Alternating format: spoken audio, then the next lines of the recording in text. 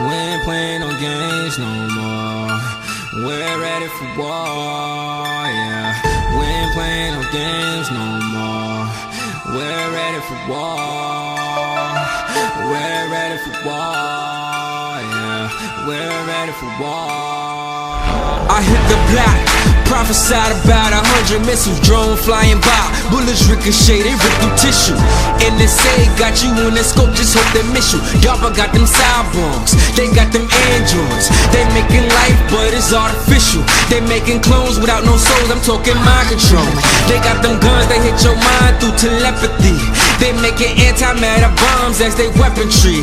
Them talking quantum physics, summoning raising spirits. They got them laser guns, they got them weather guns. Oh, you thought that was something? You thought they busted something? You thought that something compared to when Christ is coming? You ain't seen nothing yet. Make a bet you won't forget. He's going down, coming back for war. He coming back. He coming back. He coming back. When he crack the skies all black, he the light. He got them saints with him. He got them angels with him. And make you feel it in your spirit coming back for war. Yeah. He coming back. He coming back. When he crack the skies all black, he the light. He got them saints with him. He got them angels with him. And make you feel it in your spirit coming back for war. Yeah. He coming back. He coming back. He coming back. He coming back. He coming back. He coming back. He coming back. Yeah. He hit the scene. He coming back from the east with the saints who endured and took the guillotine like a thief in the night. Catch you sleeping good night. He coming back with a multitude. The Spirit. Elder Lawyer, let's get Exodus 25 and let's read the first verse. Let's go back to where the Most High was speaking to Moses. So the book of Exodus chapter 25, verse number 1. Come on. And the Lord spake unto Moses, saying, Speak unto the children of Israel, that they may bring me an offering of every male that giveth it willingly with his heart. Ye shall take my offering. And this is the offering which ye shall take of them, gold and silver and brass, and blue and purple and scarlet, and fine linen, and goat's hair, and ram skins dyed red, and badger skins, and shittim wood, oil for the light, spices for anointing oil, and for sweet incense, onyx stones, and stones to be set in the ephod and in the breastplate. And let them make me a sanctuary, that I may dwell among them. Let me make them a sanctuary that I may dwell amongst them. The temple. Now imagine a people guided on earth from the life source itself. The life source of all creation. Imagine folks, that it's our people worshiping in the true temple with the true belief that was given since Adam. Now, either you're worshiping in the right temple with that God, or you're worshiping in the Tower of Babel with Satan as your God. Hold that and let's get two masters.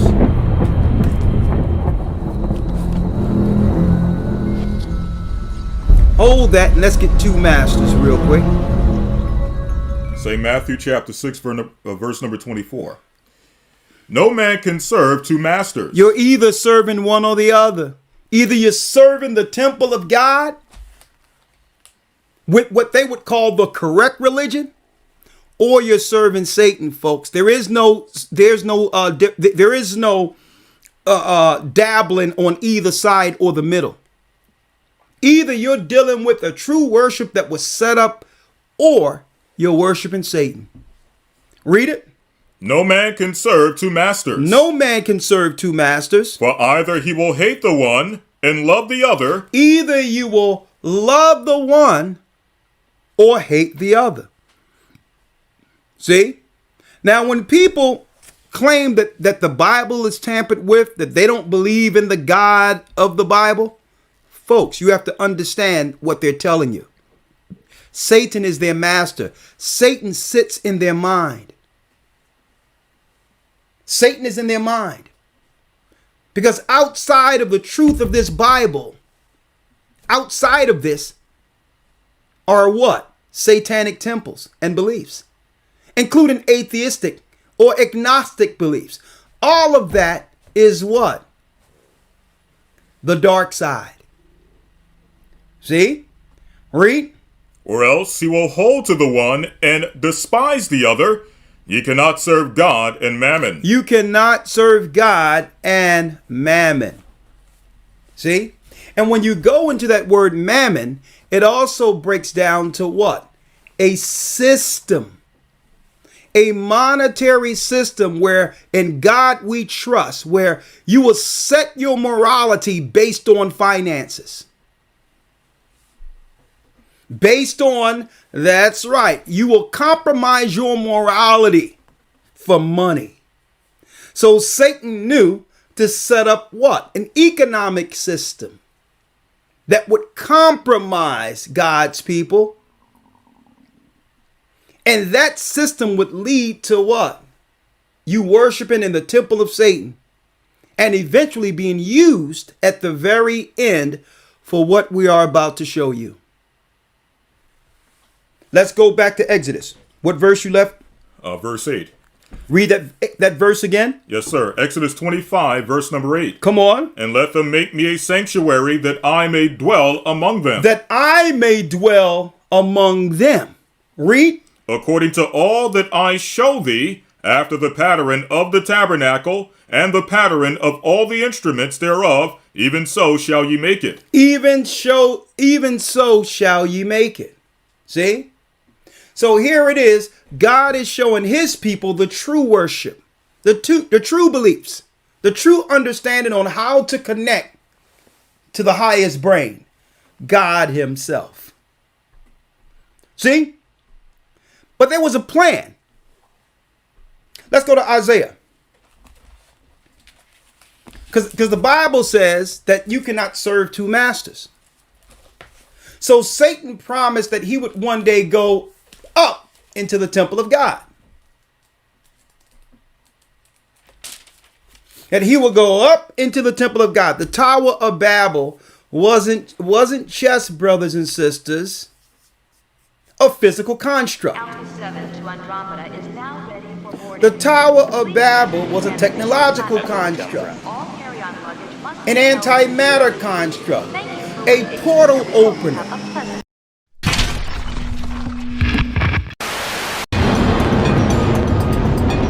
Iraq, March 19th, 2003.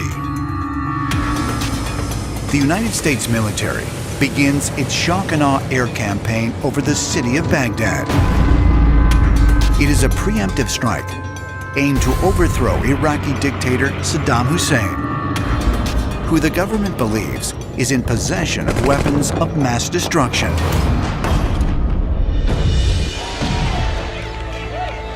Saddam Hussein wanted to make Iraq a regional and perhaps a global superpower. He spoke about himself as the new Nebuchadnezzar.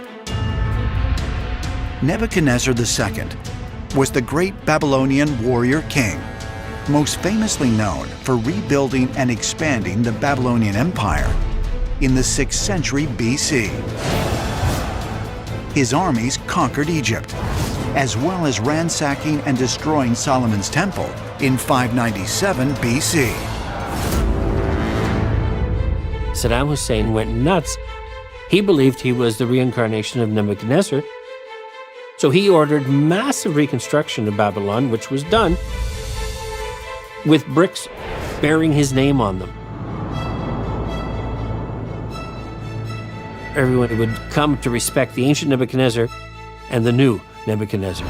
The missing piece to the puzzle of why we went to war with Iraq is the understanding that Saddam Hussein sought to outdo what Nebuchadnezzar had accomplished in his earlier life. The ultimate accomplishment of Nebuchadnezzar was the opening of the fiery furnace. Nebuchadnezzar had gone to Jerusalem, looted and leveled the Temple of Solomon, and he brought the wise men of the temple back to Babylon with him. What happened in the story is absolutely amazing. These three wise men enter this fiery furnace. not only did they come back out in perfect condition, they weren't alone. They came back with an extraterrestrial visitor in tow. In today's terms, we would obviously call this a stargate or a portal. Saddam knew this. There's one theory that the Iraq War was actually a war about a stargate. Saddam Hussein, so the theory goes, got access to this stargate, maybe threatened to use it. Was that why the Allied powers went in? It sounds far-fetched, but this theory is widely believed. Is it possible the United States military was pursuing more than weapons of mass destruction when they invaded Iraq? Could something of great significance, perhaps a portal to another world, have been found amongst the chaos? And if there are truths about extraterrestrial involvement with our planet hidden in forbidden zones, just what would happen when the truth is finally revealed? But in order for them to actually accomplish the Tower of Babel, the people at that time had to be of one mind, using the energy within them that came from God Himself. Because there's a part of the Most High in all of us. He created our brain. He created the antenna that could connect with Him. See? So Satan needed that same energy the Most High created at the Tower of Babel to get back to the throne of the Almighty in what the Bible calls the Battle of Armageddon. The hive mind. The only way that they can include you with the Dark Master under a hive mind, they must connect you from the sanctuary, the temple of God, the true religion that God intended for His people. And I'm using religion, just, so that you can all understand, from a general standpoint, because everyone know that religion means, or they think it means, a belief in God. Okay, there's only one true belief, folks. The government construct that we see today is a Babylonian construct. It's religious. The military of the earth that's set up today, it's not set up for defense, folks. It's part of their religion. The hospitals, the institutions, all government institutions, including schools, it's part of their religion. It's the Babylonian construct, the hive mind to oppose God's temple. Listen to me clearly. There's only two masters. Let's read it, Elder Lawyer. Yes, sir. Isaiah 14, verse 12. How art thou fallen from heaven, O Lucifer? Here's the other master right here. Lucifer is the god of this world. And he's seeking to disconnect all people from our God so that you can plug into Him.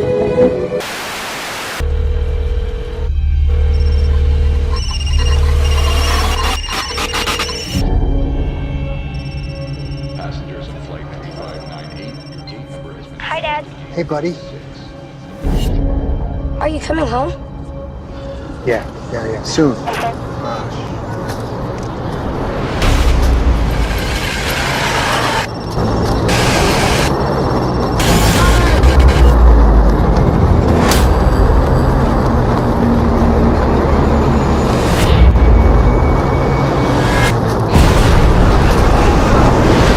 It's terrorists, right? It's gotta be terrorists.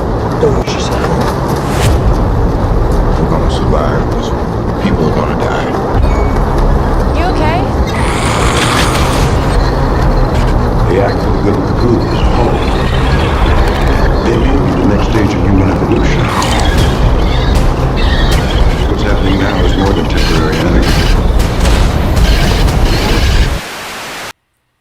by default, if he can disconnect you by default, folks, your morality has been compromised. And you begin to connect with a hive mind, and through that can be easily controlled.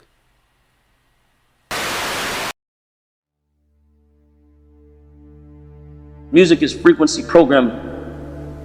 Music is frequency. What frequency are you being fed? If I play with those frequencies, right, I can target certain parts of the mind, target the frequency to go to certain parts of the mind, and I can literally, if I want you to astral project, or if I want you to go to sleep, or if I want you to go into a meditative state, I can make my music do that. The brain processes information electrically. It communicates with the cellular structure electrically, and it operates within a certain band of frequency.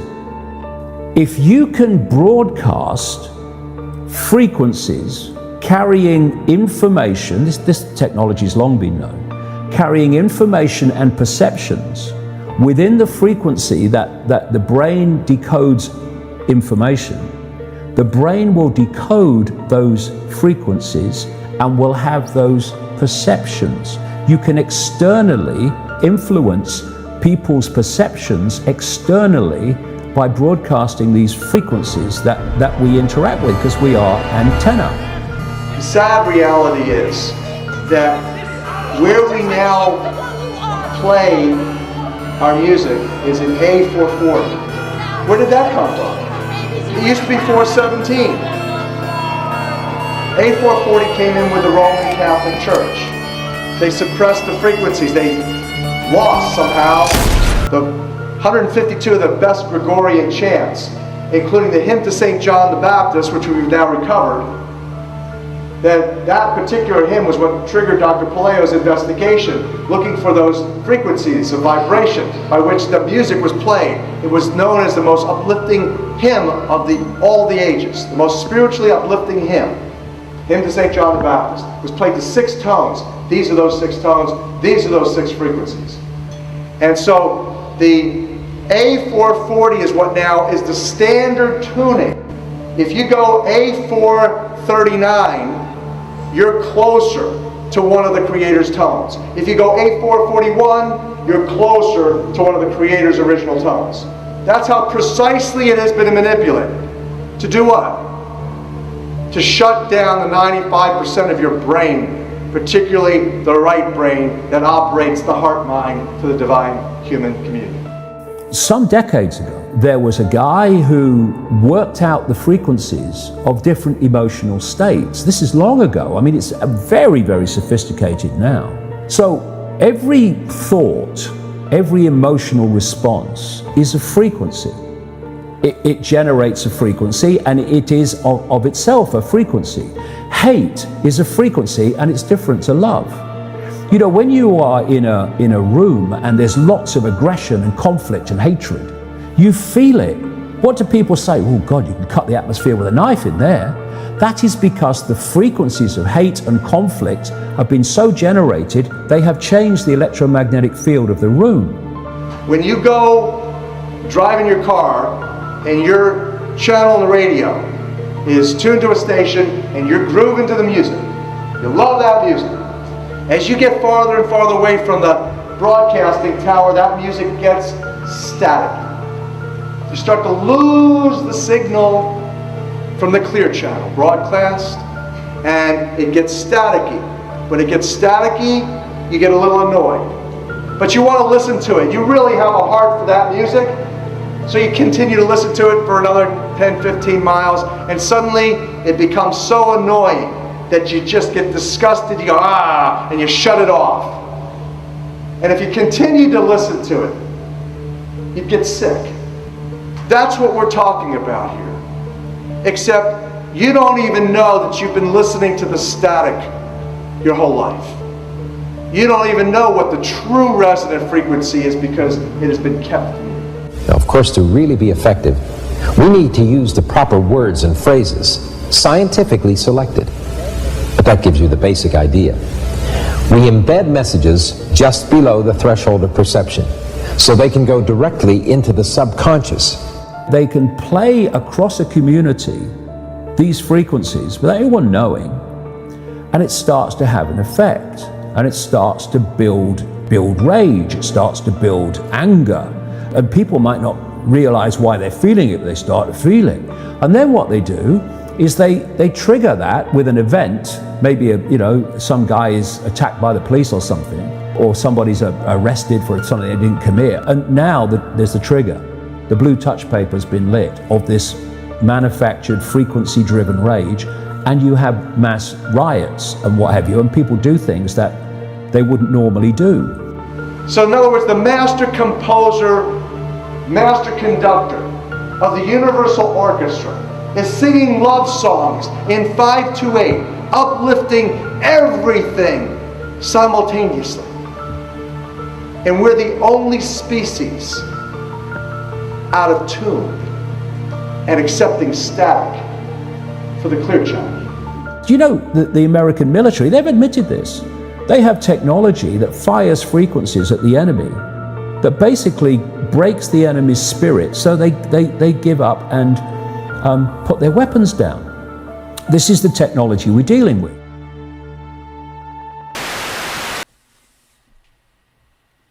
See? Mind control. This can happen when he begins to disconnect one from the ultimate spirit, God himself. That's the first form of mental illness, if you want to put it that way. When one disconnects from God. And this is why the Bible states, a fool in his heart say there is no God. A fool.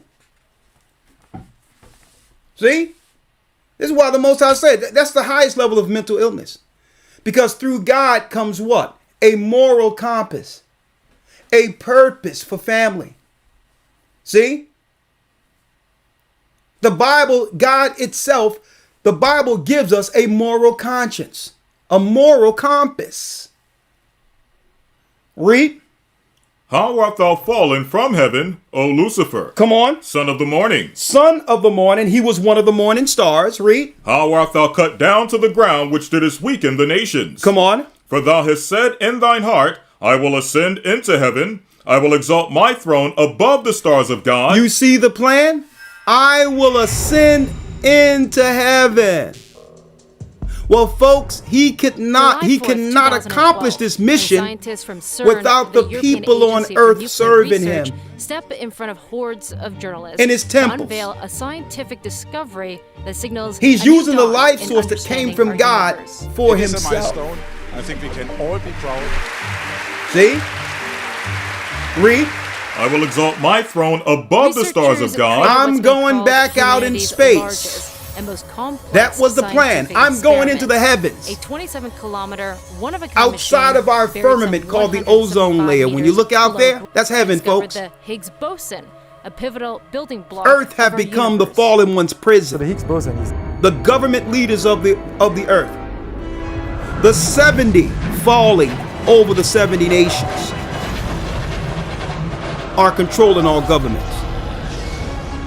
Okay, this is the crap they talking about, extraterrestrials and aliens and all that old other crap. Nah, it's the 70 gods that have set up Babylonian constructs all over the earth to disconnect people from our God.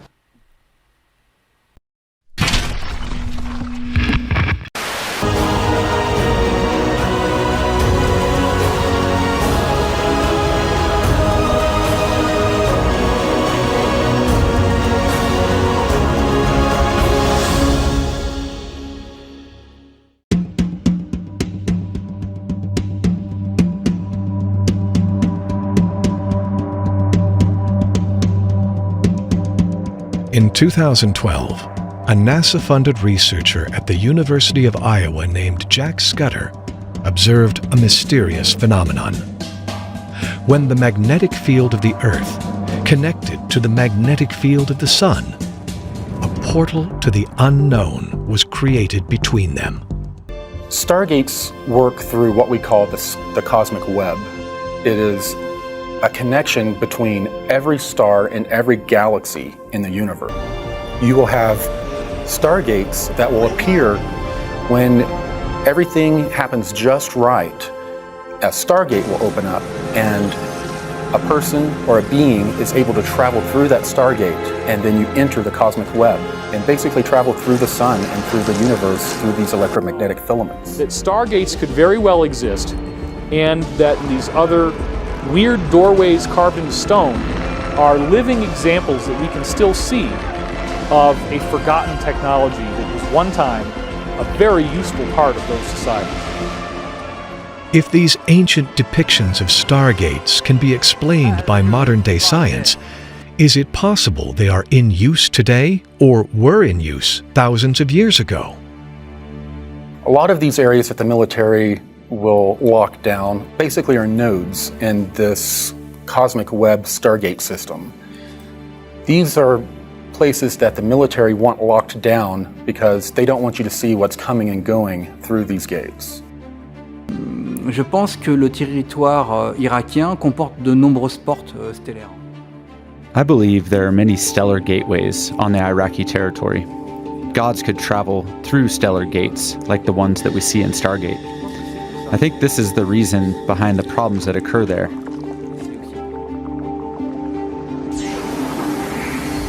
Irak, parce qu'on sait très bien qu'aujourd'hui, malheureusement, toutes les roches. Indeed, we know very well that today, most archaeological studies all over Iraq have come to a halt. Alors, une fois de plus, là, on sort un peu du contexte.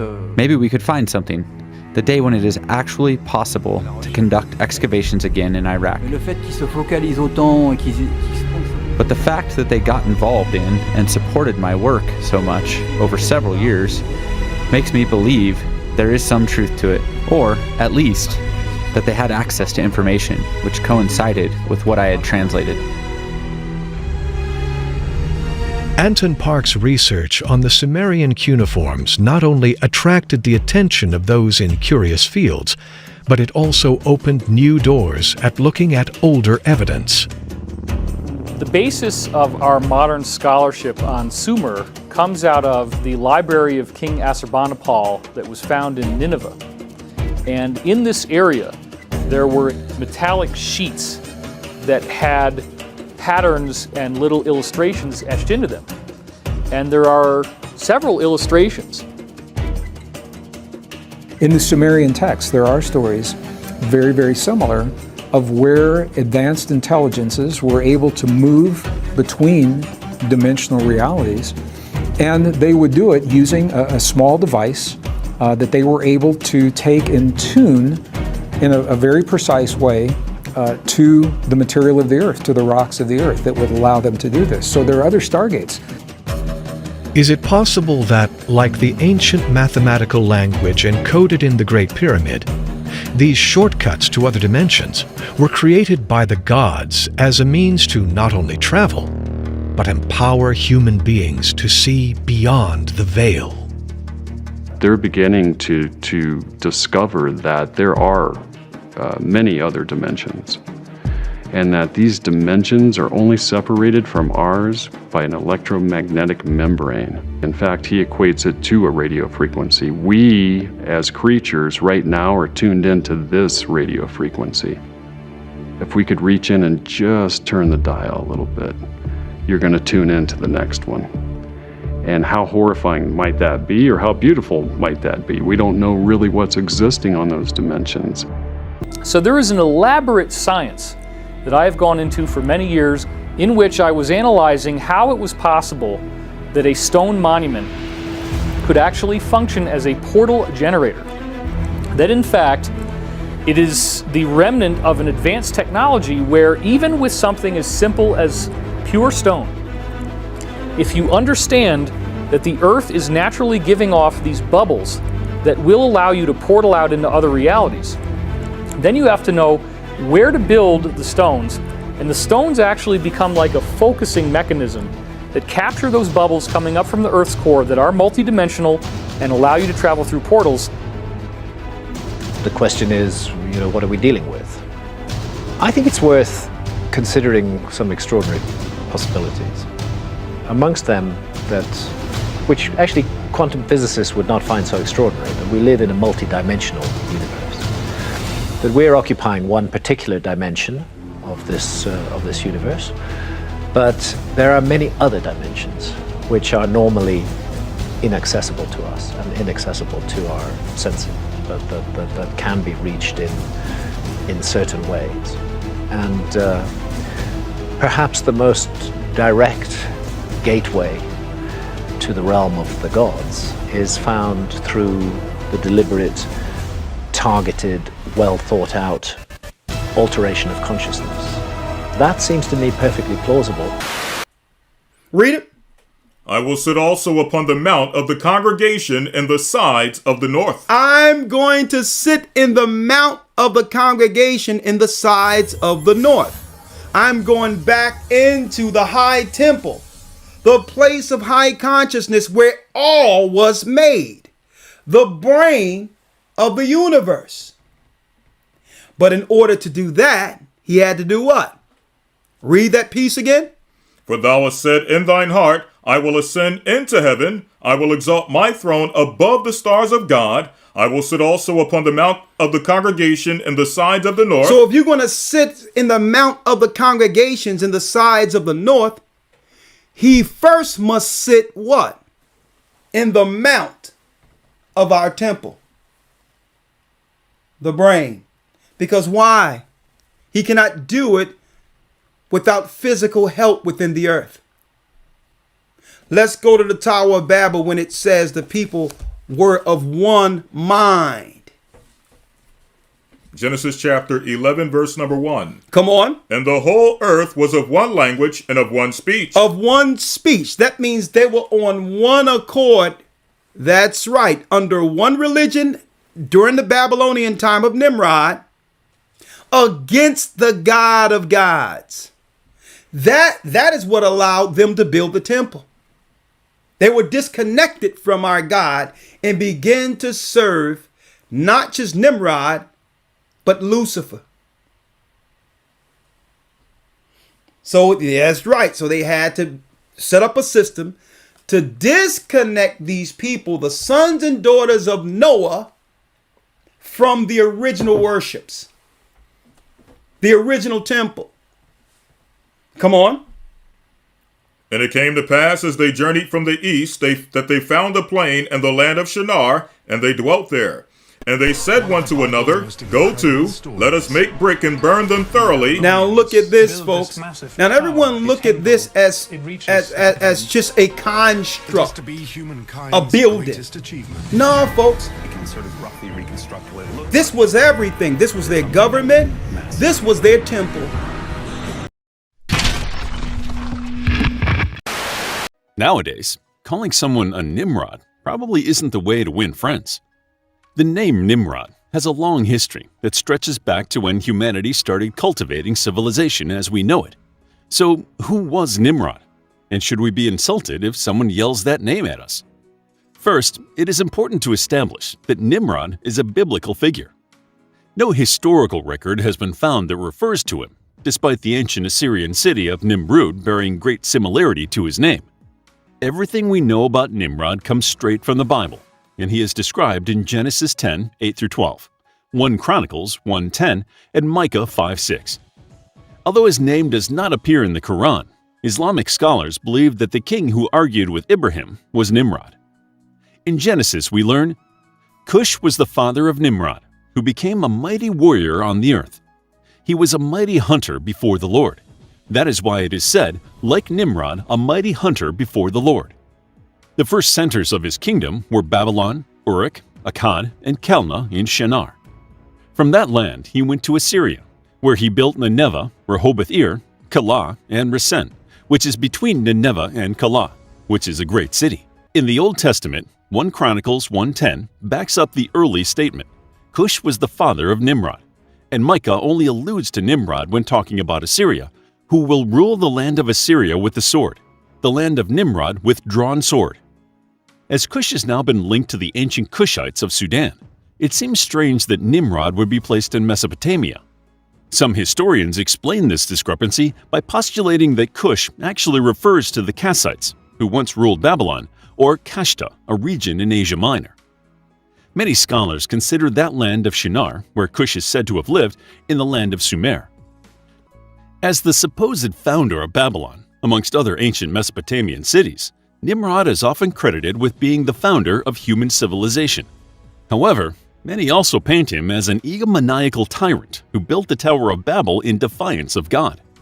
But the stories don't end there.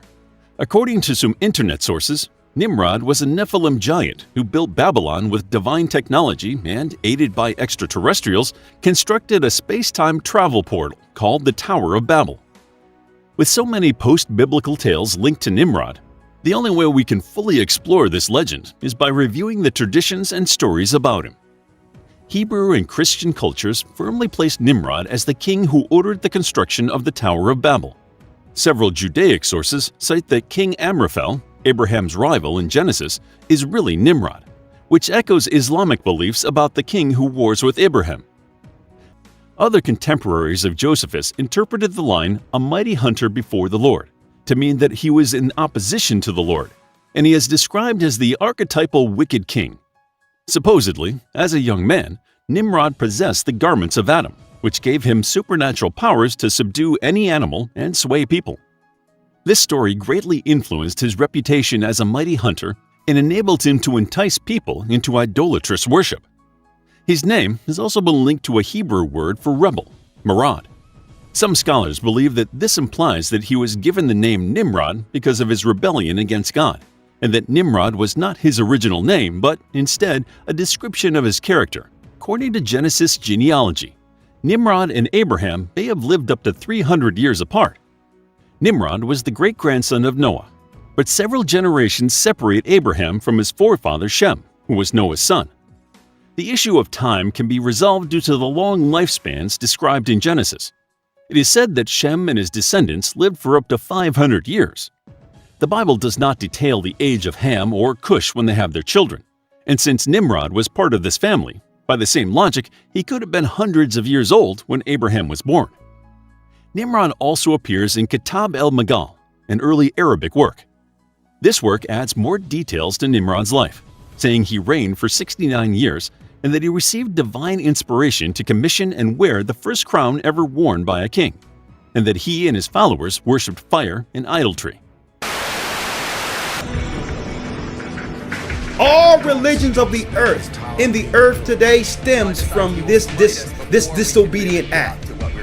Be it Chinese, Japanese, Asian religions, Middle Eastern religions, you name it, even African religions, they all stem from this Tower of Babel.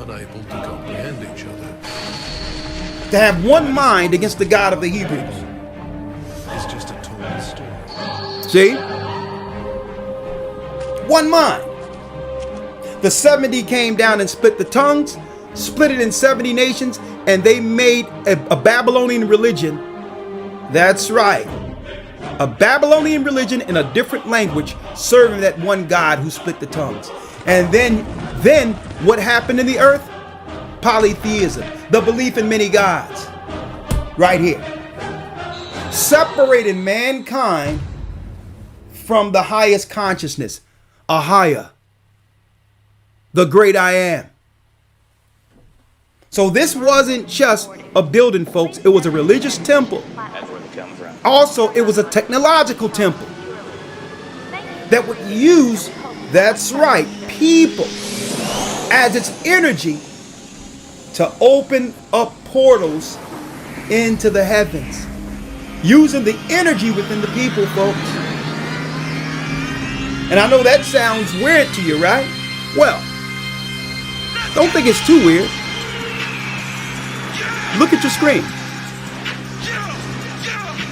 Look at your screen.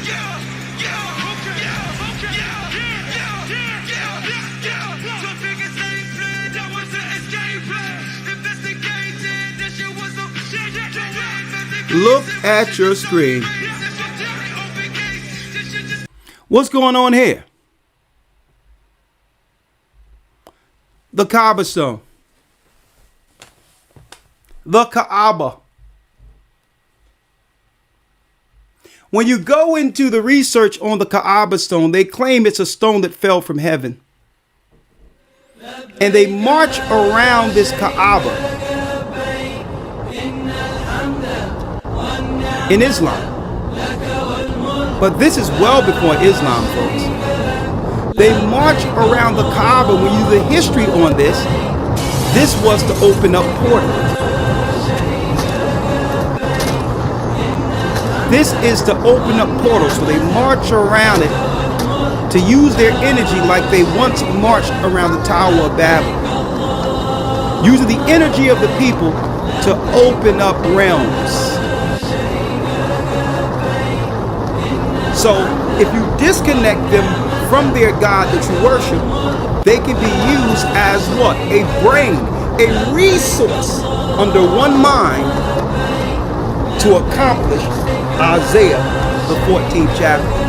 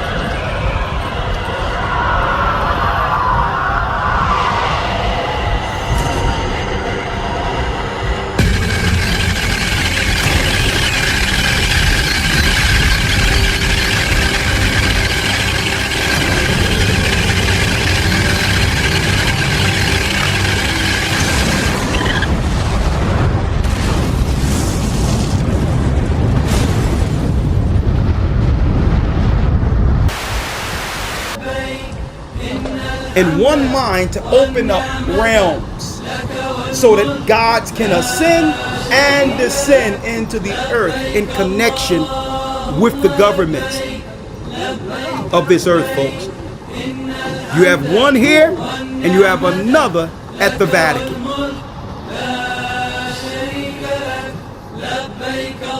Another at the Vatican. Because through religion, you can disconnect people from God to do what? To do the will of what? The God they serve. You separate them from our God, and now they are now assimilated into the government's Borg to be controlled like batteries.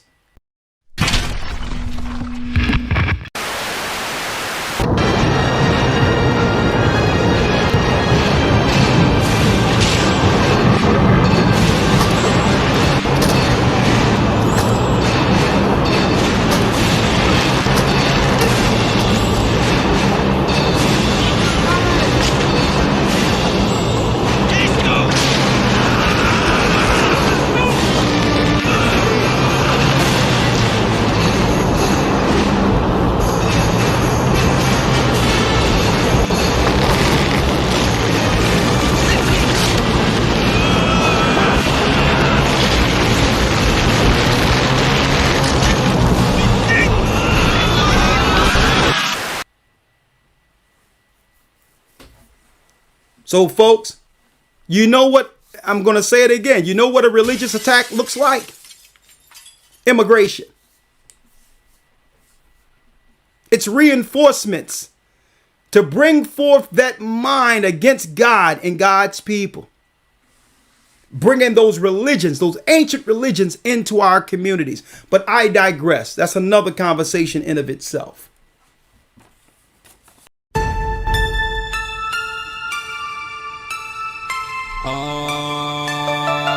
We ain't playing no games no more. We're ready for war, yeah. We ain't playing no games no more. We're ready for war. We're ready for war, yeah. We're ready for war. I hit the block, prophesied about 100 missiles, drone flying by, bullets ricochet, they rip through tissue.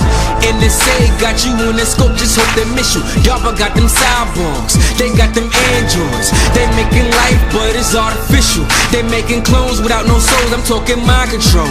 They got them guns, they hit your mind through telepathy. They making antimatter bombs as they weaponry.